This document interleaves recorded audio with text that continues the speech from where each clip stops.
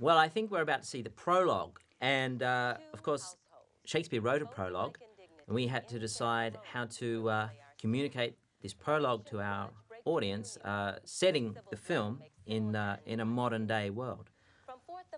So we decided upon using the media as our prologue.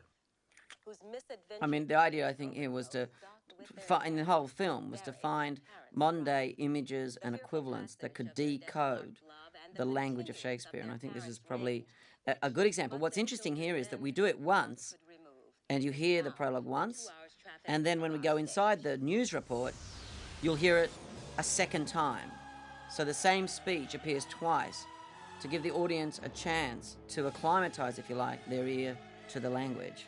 Don, why don't we talk about the shooting of this violent footage here? Because everyone I meet thinks it's actually real riot footage, you know. This is a whole composite of bits and pieces from everywhere. Most of this was shot just flying around Mexico City in a couple of helicopters and staged behind the studio backlot.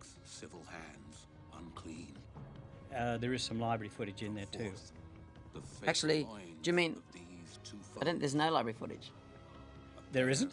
No library footage at all. We shot every frame that's in that movie. That's what I mean. Yeah. People think that that's library, but some of it's video that was shot from the choppers.